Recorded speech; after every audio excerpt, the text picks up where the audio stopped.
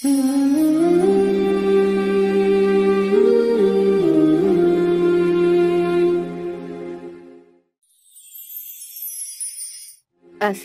আলাইকুম বন্ধুরা, এসো টুনস টিভির সাথে ইসলাম শিখি। আমাদের সঙ্গী হতে এক্ষুনি সাবস্ক্রাইব করো। শেয়ারের মাধ্যমে তোমাদের বন্ধুদের কাছে পৌঁছে দাও।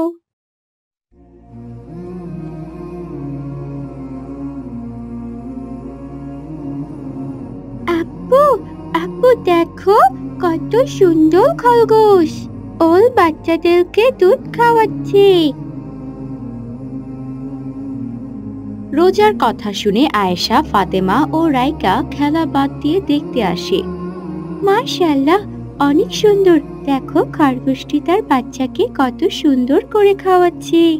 হ্যাঁ আয়েশা, একজন মা তার সন্তানকে কতটা ভালোবাসে, যদিও বা তারা প্রাণী। দেখো বাচ্চাগুলোকে কত সুন্দর আদর করে খাওয়াচ্ছে। আয়েশা, আমরা বরং খরগোশের বাচ্চাগুলোকে নিয়ে যাই। রোজা তখন বলে ওঠে, ঠিক বলেছ রাইকা আপু, আমরা খরগোশের বাচ্চাগুলোকে বাসায় নিয়ে গিয়ে অনেক মজা করব। এটা তুমি কি বলছো রাইকা? খরগোশের বাচ্চাগুলো এখনো অনেক ছোট, তাদের যদি আমরা নিয়ে যাই তারা তো দুধ না খেতে পেয়ে মারা যাবে, আর এটা তো অনেক বড় গুনাহের কাজ হবে। এতে করে আল্লাহ আমাদের উপর নারাজ হবেন। আয়েশার কথা শুনে রোজা বলে, তুমি ঠিক বলেছ আপু, আমরা বাচ্চাগুলোকে নিয়ে গেলে ওরা খেতে না পেয়ে মারা যাবে। এর চেয়ে বলো আমরা তাদেরকে মাঝে মাঝে এখানে দেখে যাব, তাদের সাথে খেলা করব।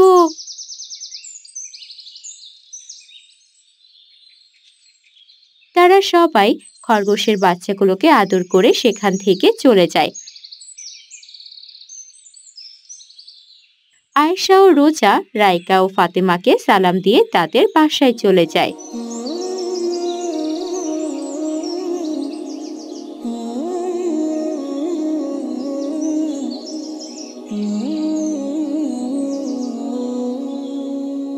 বাবা জানো, আজ আমরা খেলছিলাম, তখন আমরা একটি খরগোশ ও তার বাচ্চাদেরকে দেখতে পেয়েছি। তাদের সাথে অনেক মজা করেছি। তাই নাকি? খুব ভালো।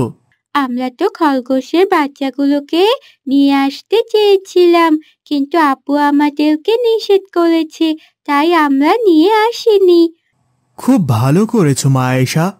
রোজা, এখন যদি আমাদের কাছ থেকে তোমাকে কেউ নিয়ে যায় অন্য জায়গায়, তুমি কি আমাদের ছেড়ে থাকতে পারবে? না বাবা, আমার অনেক কষ্ট হবে, আমি অনেক কান্না করব। তাহলে তুমি যদি খরগোশের বাচ্চাগুলোকে নিয়ে আসতে, তাহলে তো তারাও তার মাকে ছাড়া অনেক কষ্ট পেত।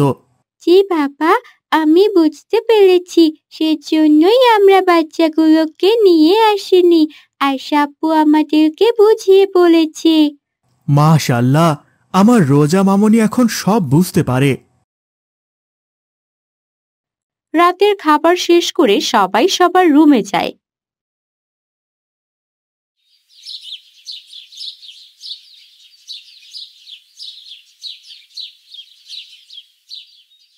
পরদিন সকালে একটি শিকারী ঘন জঙ্গলে পাখি শিকার করতে আসে।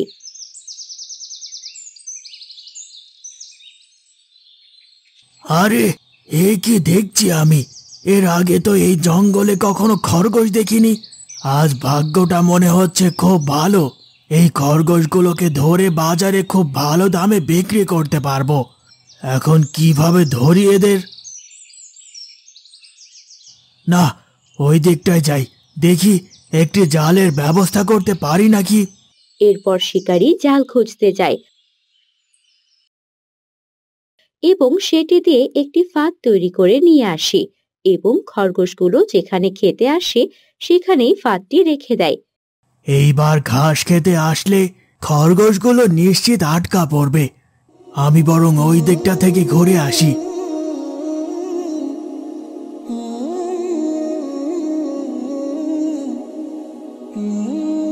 একটু পরে শিকারী এসে দেখে তার ফাঁদে একটি খরগোশ আটকা পড়েছে।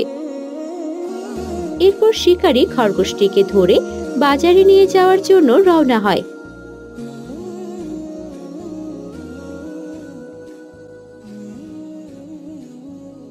আপু দেখো, আঙ্কেলটির হাতে কত সুন্দর একটি খরগোশ। আরে, এ তো সেই খরগোশটি।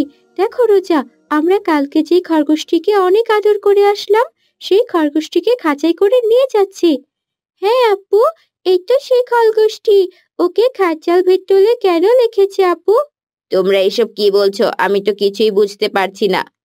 ভাইয়া, যে খরগোশটিকে খাঁচায় দেখতে পাচ্ছ, ওই খরগোশটিকে আমরা কাল বাগানে দেখেছি। জানো ভাইয়া, খরগোশটির দুটো বাচ্চাও আছে। আমরা কাল দেখেছি সে তার বাচ্চাদেরকে দুধ খাওয়াচ্ছিল। তাই নাকি? তাহলে চলো আমরা গিয়ে আঙ্কেলকে জিজ্ঞেস করি। এরপর মিশকাত, রোজা ও আয়েশা লোকটির কাছে যায়।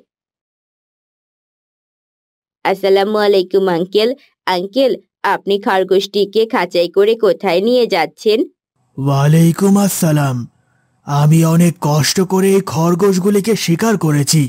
ওরে এখন বিক্রি কইরা দিব। তোমরা কি ওরে কিনতে চাও? আঙ্কেল, আপনি জানেন এই খরগোশটির দুটো বাচ্চা রয়েছে। আপনি যদি একে বিক্রি করে দেন, তাহলে তো বাচ্চাগুলো দুধ না খেতে পেরে মারা যাবে। তাতে আমার কি হইব? আমি ওরে বিক্রি করে কয়টা পয়সা পামু। আঙ্কেল, আপনি কিছু টাকার জন্য এই মা খরগোশটিকে বিক্রি করে দেবেন? হ্যাঁ, তোমরা এখন বেশি কথা না কইয়া এখান থেকে চইলা যাও। আয়েশা তখন খরগোশটির দিকে তাকায় এবং দেখতে পায় খরগোশটি কান্না করছে। দয়া করে আমাকে ছেড়ে দেন, আমার বাচ্চারা না খেয়ে আছে। তারা আমার জন্য অপেক্ষা করছে। তাদের দুধ খাওয়াতে হবে, না হলে তারা মারা যাবে। দয়া করে আমাকে ছেড়ে দেন। আরে, এই খরগোশটি কথাও বলতে পারে? কি আশ্চর্য ব্যাপার! এই খরগোশটিকে বিক্রি করলে আমি অনেক টাকা পাবো। এই, তোমরা আমার রাস্তা থেকে সরো। আঙ্কেল দেখেন, খরগোশটি তার বাচ্চাদের জন্য অনেক কষ্ট পাচ্ছে। সে কান্না করছে। আঙ্কেল, আপনি বরং খরগোশটিকে ছেড়ে দিন। ওর বাচ্চাদেরকে খাইয়ে আসুক, তারপর আপনি ওকে বিক্রি করেন। ওরে একবার ছাইরা দিলে আরে আমি আর ধরতে পারুম? তোমাদের এই বোকামো কথা শুই না আমি এই কাজ করুম না। আঙ্কেল, আমি জানি খরগোশটি কোথায় থাকে। আমি তার জিম্মাদার নিচ্ছি। সে ফিরে না আসা পর্যন্ত আমরা এখানেই থাকবো। আর খরগোশটি যদি ফিরে না আসে, তাহলে আপনি যা বলবেন আমরা তাই করব। লোকটি তাদের কথা শুনে কিছুক্ষণ ভেবে বলে, ঠিক আছে, কথাটা যেন মনে থাকে। এরপর শিকারী খাঁচা থেকে খরগোশটিকে বের করে আয়েশার হাতে দেয়। আমরা তোমার জিম্মাদার হয়ে এই শিকারীর কাছে বন্দী হয়ে থাকছি। আমি বিশ্বাস করি তুমি তোমার বাচ্চাদের শেষবারের মতো খাইয়ে এখানে চলে আসবে।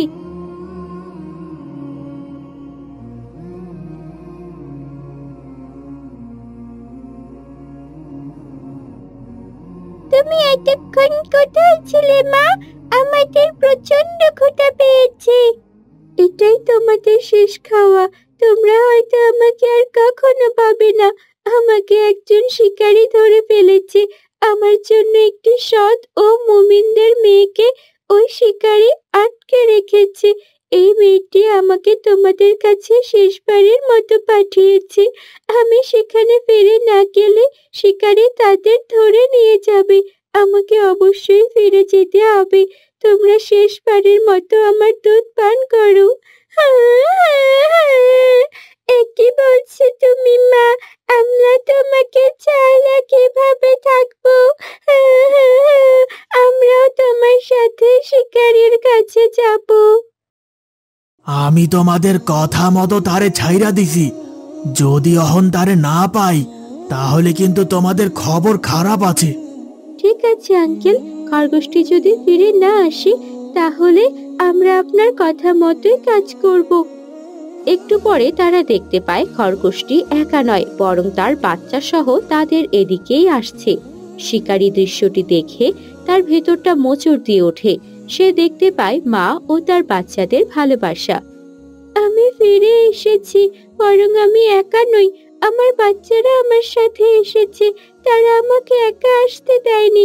আপনি আমাদের আটকে শত মুমিনদের বাচ্চাদের মুক্ত করে দেন। একজন সৎ ইমানদার মানুষের প্রতি খরগোশের এই ভালোবাসা দেখে শিকারীর চোখে পানি চলে আসে এবং শিকারী তার ভুল বুঝতে পেরে বলে, আমি কথা দিতাছি, আর ওরে ধরুম না। আল্লাহ প্রত্যেকটা জিনিসে সুন্দরভাবে জীবন যাপন করার অধিকার দিয়েছে। আমি অগ কষ্টের কারণ হইতে চাই না। তোমরা অগ জন্য অনেক করছো, আমি না হয় ছাইরা দিলাম। আজ থেকে আমিও আর শিকার ধরুম না। লোকটি সাথে সাথে তার ভুলের জন্য আল্লাহ তাআলার কাছে তওবা করে নেয়। আয়েশা, রোজা ও মিশকাত অনেক খুশি হয়। খরগোশও তার বাচ্চাগুলো খুশিতে সেখানে লাফালাফি করে মনের আনন্দে বাগানে চলে যায়।